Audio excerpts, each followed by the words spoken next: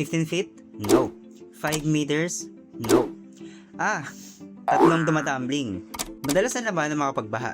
Kaya madalas nating maririnig sa mga nagre-report sa TV ang hanggang bewang, hanggang dibdib, at hanggang tuhod. Tuhod, Nino. Kung tuhod di dagol yan, di okay lang.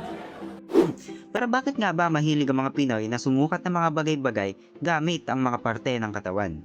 Daliri sa pagsasaing, dakot para sa bigas, asin at munggo, dangkal naman para sa dyaryo. Alin ba ang dadangkalin? Ito. Isang dangkal ka lang sa akin.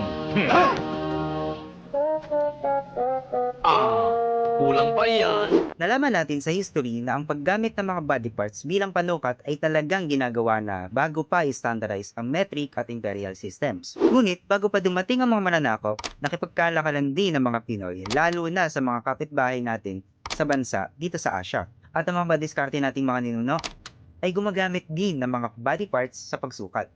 Panahon ng mga mananakop, natutunan ng mga Pinoy ang Spanish unit, English unit, at kalaunan ay ginawa ng standard at metric system. Isinabatas pa ito hanggang sa kasagsagan ng 20th century.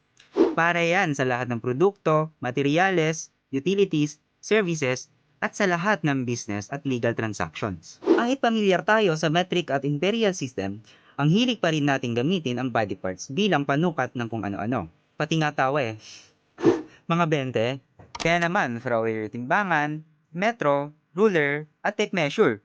Dahil konting kembot na lang, sasuccess ka rin. Kaya laban lang.